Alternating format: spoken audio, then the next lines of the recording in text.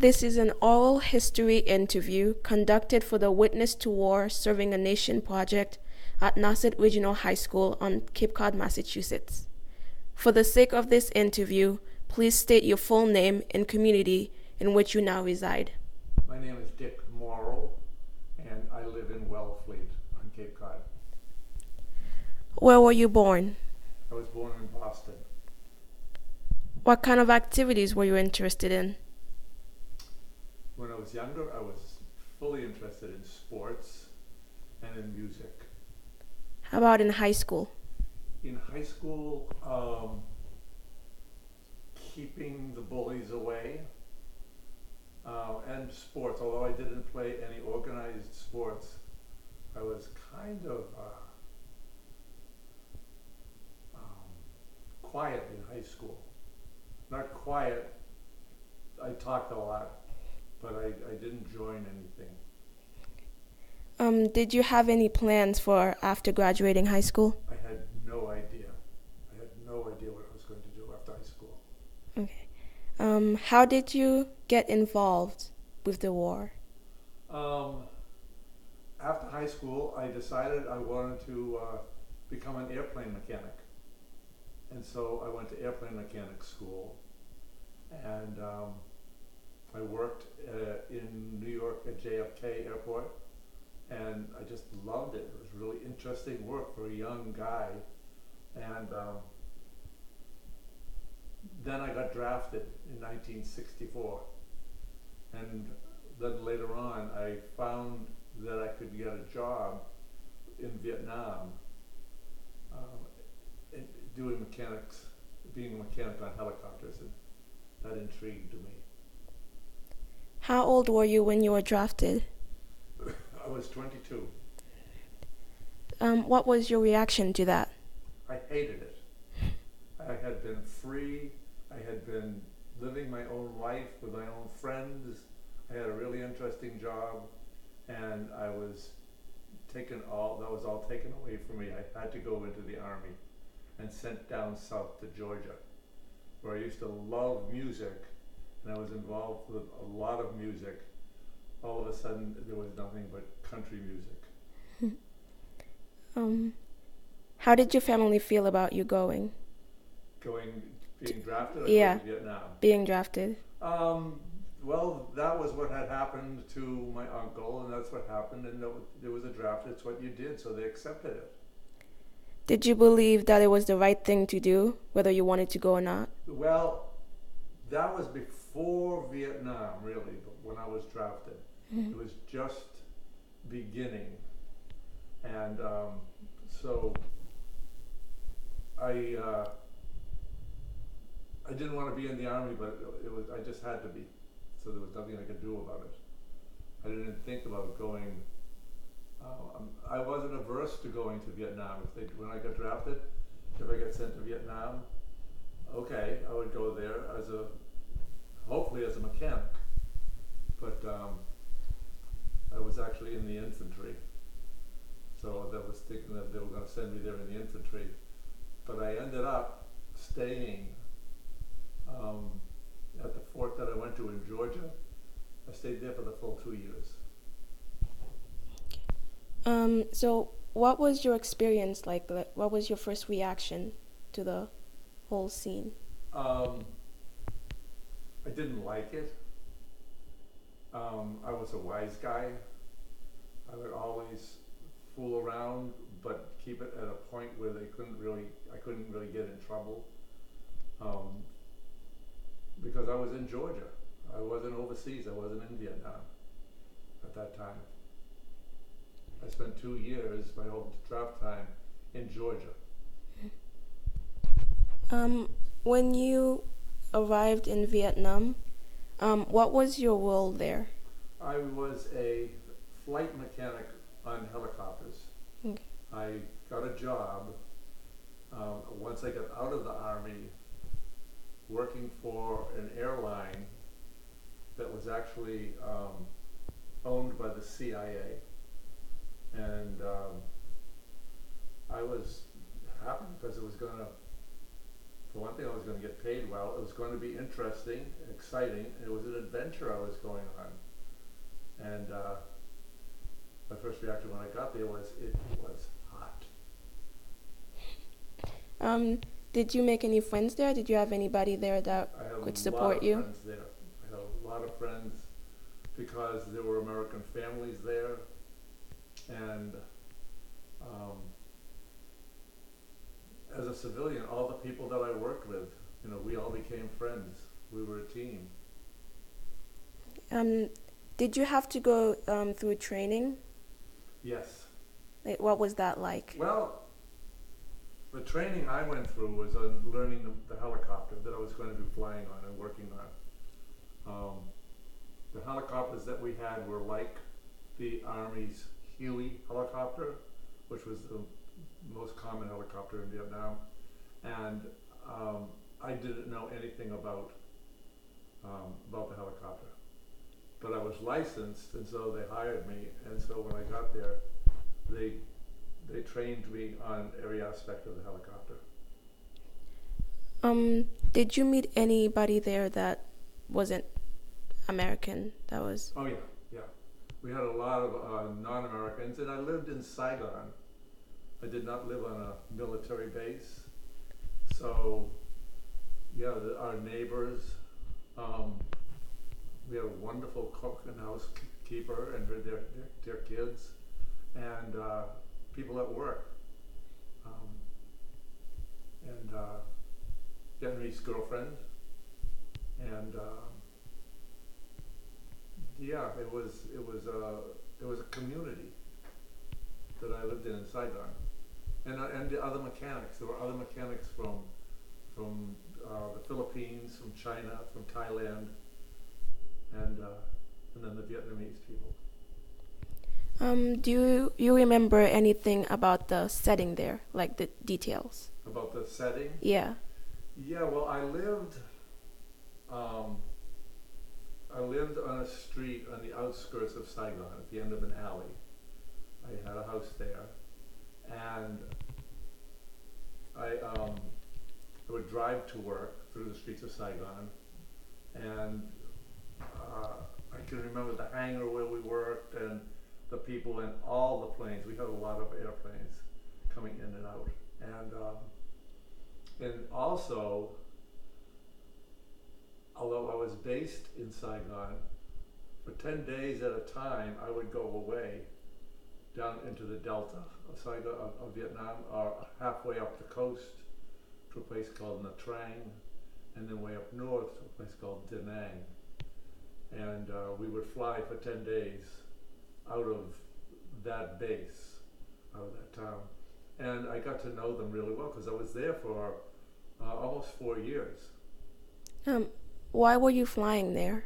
Like, what we did was we did a lot of resupply of the military, as well as supplying things for villages. We flew in rice and we flew in commodities. We had 10 helicopters. 5 of them were assigned to the U.S. Embassy. 5 of them were assigned to a group called USAID, the United States Agency for International Development, which still exists today, helping the people out. So we would fly people out to villages, into towns, to help coordinate either the war effort or, you know, how things were going, problems people might have been having in the villages and towns, and the USAID, you know, try to help the leaders of the town and the people. What did they need? And the other part,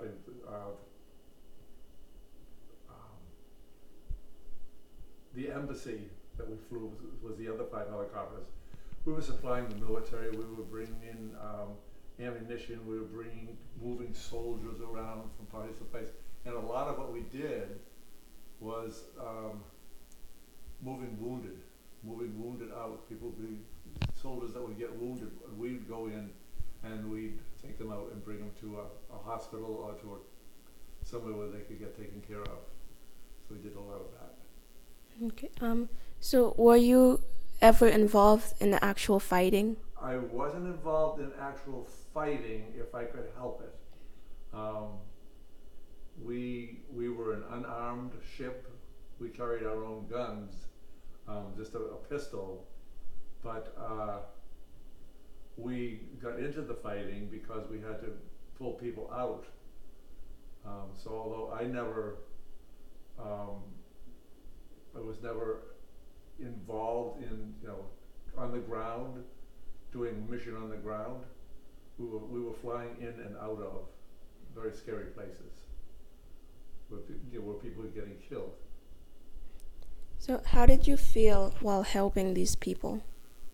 Helping the Vietnamese. Yeah, like Yeah, I felt like, because I believed at the time what we were told was this whole domino theory that if Vietnam fell to the communists, then the next country would fall to the communists and the next country would fall. And that was the line that was pitched by our government to the country. And I believed it. My family that I grew up in, we didn't discuss politics at all. And so I thought, well, okay, we're doing good over there. We're doing good things, and that's not really what it turned out to be at all. how did you stay in touch with your family members? We wrote letters, of all things. And the thing was, my family did not know that I was in Vietnam. I told them I was going to be working in Thailand because I did not want them to be worried about me. And so I went over with a friend. The two of us got hired at the same time. And we made up this story. We told our parents we were going to Thailand.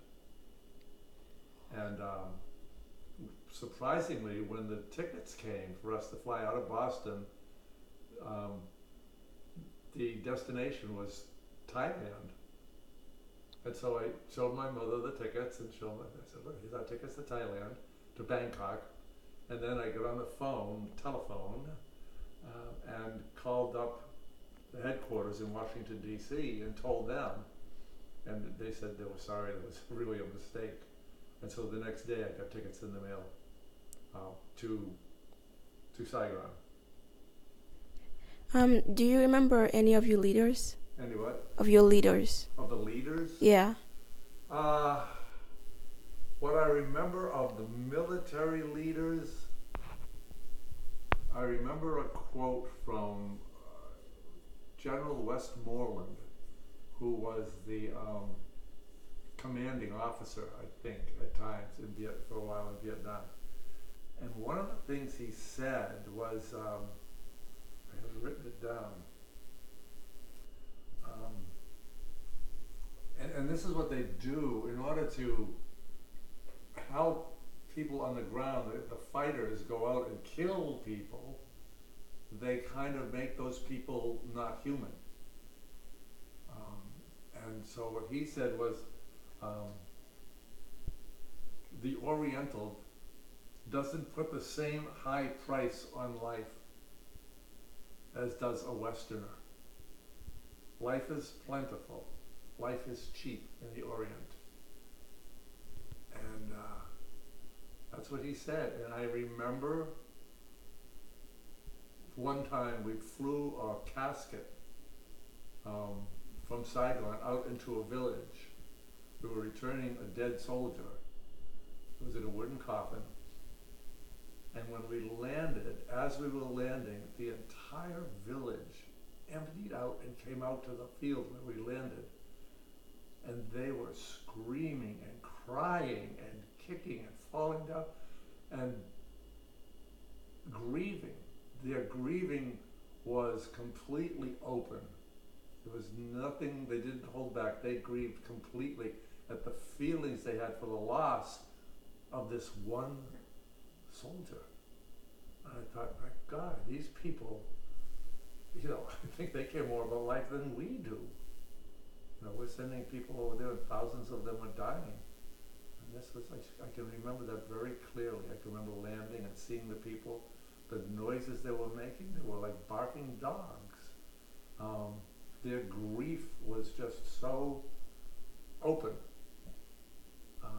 How much they cared about the life of this one person, what it did, how it impacted on their community. And that made me think of, well, when an American gets killed, the impact isn't just on his family, it's on, usually these are young guys just out of high school or college, and so all their friends, and they have lots of friends, and the neighborhood, and the families are often around the country, and all the neighborhoods who know the family, they're all impacted by the death, and as a result of war. And so one death, each one death, and there were over 55,000, I think, in Vietnam.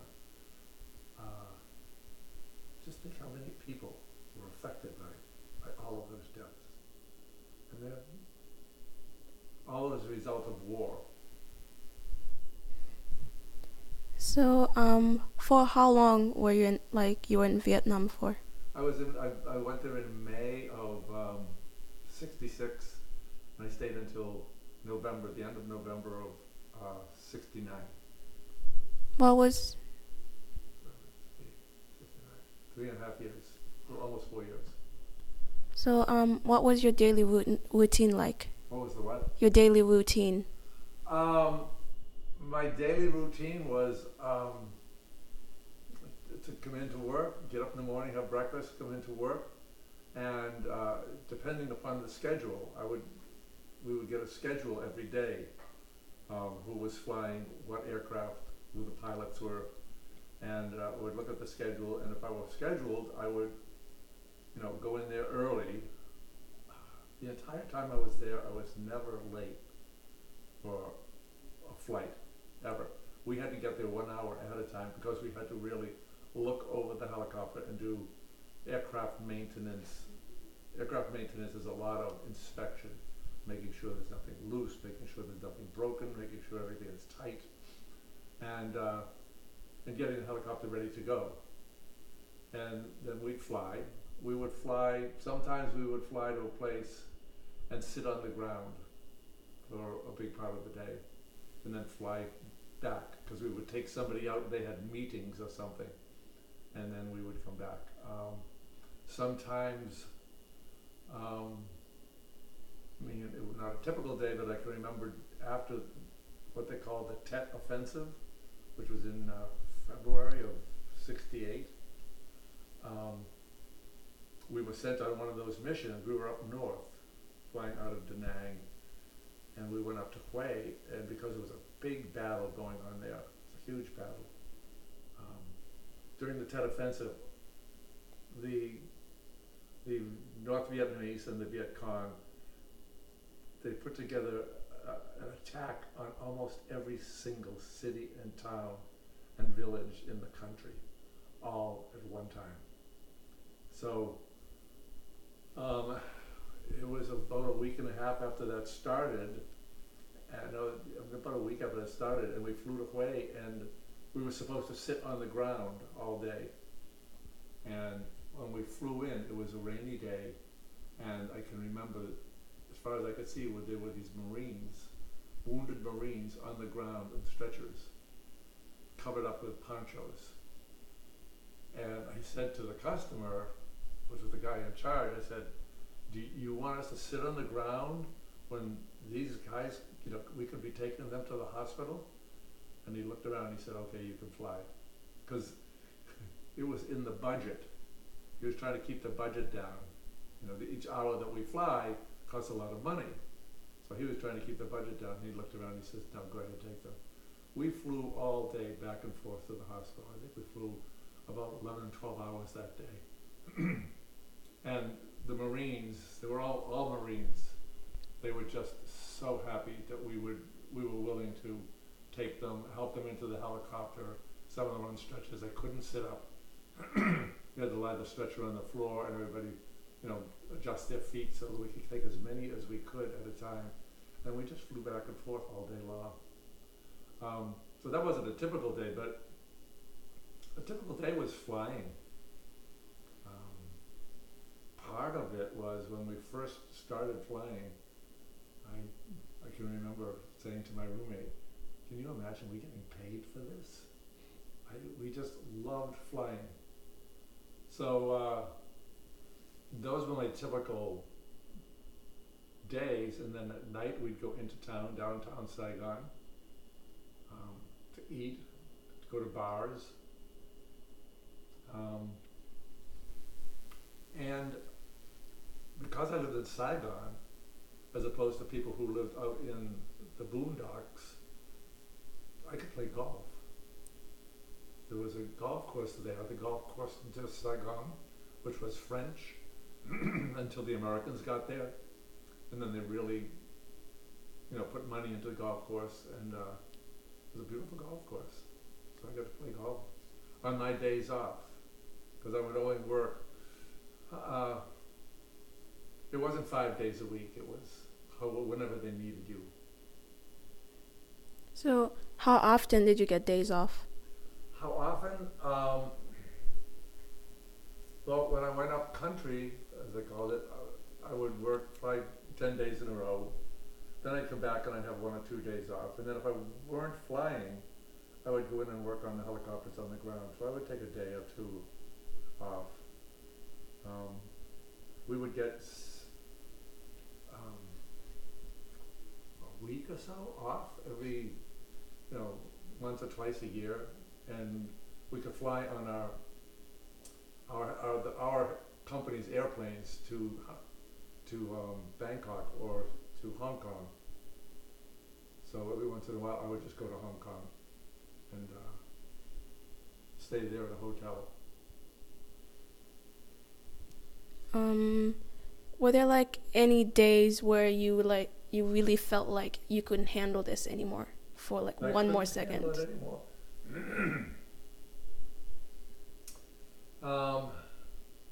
There was some time after the Tet Offensive, you couldn't drive around Saigon. I couldn't get home. I had to stay at the airport overnight for 5 nights.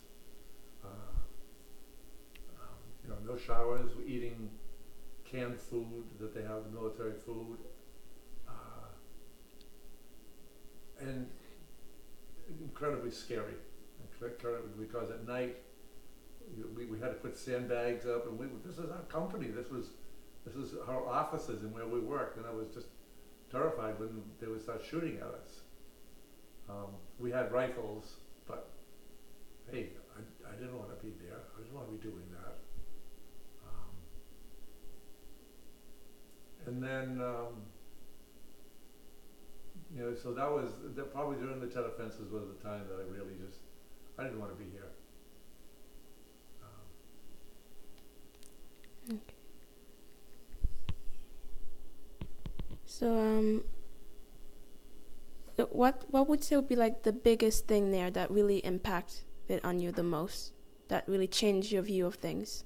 That changed my view of things was the Tet Offensive. That was. I was the first night of the Tet Offensive. They woke me up. I was on standby at the airport, and for some reason we had to stay overnight. Usually, when you were on standby, you would go home at noon, or 3 or 5, and they said no, you have to stay overnight. And in the middle of the night, they came in and woke me up, and they said, you've got a flight at 3 o'clock in the morning. And I went out, and there was all this shooting on all these bombs, and I got that helicopter ready and untied and ready to go, and we started up. I said, where are we going? I can remember going in and getting a lot of flak vests, the kind you see the police wear, the Army wears, and I put them underneath my seat, underneath my feet. I was wearing one. I said, where are we going with all this shooting? And they said, we're going to the embassy in Saigon, the embassy roof. There are wounded Marines that have to be taken out. And I said, why don't the Marines go in? They have helicopters. And I asked the pilot, I said, please go upstairs into the operations office and find out exactly why they're sending us. And he came down and he said, they want us to go because the Marines couldn't land because they were shot away. I said, well, we don't even have guns. So we didn't go. We didn't go. The pilot said, thank you for asking the question. We're not going to go. And the next morning I woke up and it was really scary. There was holes in my helicopter sitting on the ramp, and there was a lot of bombing and rockets, and I didn't know how big this was. And all I could think of was, I hope when the sun comes up, things usually quiet down. They didn't quiet down. And I can remember being upstairs on the second floor porches, and I was looking out, and some jet fighters came in and shot rockets. They dropped bombs over in one section, not too far from where we were. In fact, it was near my golf course. And then some Huey helicopters came in and shot rockets. And each time the aircraft would peel off after doing that, I could see tracer bullets being shot. Somebody on the ground was shooting at them. You know, the guy that with the F-4 Phantom jet that dropped bombs on him, and he was shooting. And then the Huey came in and he was shooting. And then they had these light helicopters that came in with electric guns that shoot thousands of bullets a minute. And when they left, I could see the tracer rounds going up. The guy was still shooting. You know, it's like they spent hundreds of thousands of dollars trying to kill this one guy. And he just kept shooting at them, and I realized he's not going to stop. And I thought, well, yeah, this is his country. If they were invading America, we wouldn't stop. I wouldn't stop. And my whole attitude changed. It was like, this is their country. This is their country. And to them, we're invading. Whether they're from the north or whether they're Viet Cong, most of the Viet Cong were local people that had been not trained but told, you know, this is what the Americans are doing. We want our country back. Did you lose any close friends? Yeah. It reached a point where we were losing one every 6 months. Close friends that we worked with. That was just the mechanics. As well as, I had a friend, a very close friend, died of a heart attack. You know, when we were trying to get him to the hospital. And I can remember when I was holding him, and when we got to the hospital and they opened the door because it was at night, his lips were blue, and obviously he was dead. And then, a woman at the next house down. So in my neighborhood, you know, I lost two really close friends. So that was hard. That was, but you know, it was war. It was also, they weren't all deaths from battle. They were deaths from normal life at the same time. And we were a tight community. We were all Americans in a lot of American families. And after the Tet Offensive, I can remember, you know, aircraft screaming over my roof and shooting rockets and everything and terrifying the kids. Did you ever get injured? Yeah, I was in a helicopter crash. It was on a training flight, and when we landed and hit the tail rotor, that rotor that's in the back of the helicopter, and that snapped off, and then we flipped up in the air and rolled over. And helicopter crashes are very violent because the blades are so big and they're spinning so fast. And I was trapped underneath the helicopter, and it was upside down, and it was still running. And I knew that it was, once the fumes from the fuel that spilled reached the turbine engine, the hot turbine engine, it was going to explode and I was going to die. And I was trying to get them yelling out instructions in case somebody was just dazed. Everybody else was either dead or unconscious, it turned out. And the helicopter eventually quit running just because of the fuel that was in the lines. The fuel tanks never split, so there was no spilling of the fuel. And some military helicopters saw us, came down, and they were able to lift way on the end of the tail of the helicopter, and I was able to crawl out and go to the hospital. That's what resulted in my PTSD. So once you made it back home and the war was over, how did you feel about your experience? Like, how did you change? Well, for one thing, I had PTSD, so I would have panic attacks. And the only thing that helped with a panic attack was to drink. So I drank a lot, which is what a lot of the soldiers do now. And as well as having nightmares and having being very jumpy, very jumpy for things. But I saw that we weren't going to win that war. We were not going to win that war. It was just going to go on and on. Kind of like with the wars that are going on in the Middle East now. We're not going to change people's minds and have them say, oh, the Americans are right. You know, the Americans are right, let's stop all this killing. No. And even though, surprisingly, a lot of government officials said about Vietnam, we were just about to win the war. No, we weren't. They were not going to just stop fighting. They were not going to just give up their country. With good reason, too, because they had been told during World War II, and after World War II, the French took over, and then they made agreements with the United States government that they would be free, the French would be moved out. And the French did leave, and the Americans moved in. So it's sort of like they wanted their country to themselves. Now, what it's like in the Middle East, we're not going to fix that. We're not going to fix that. As well as it's not just the soldiers who are dying, but I don't know what the number is, but how many times more than that, the innocent civilians are dying.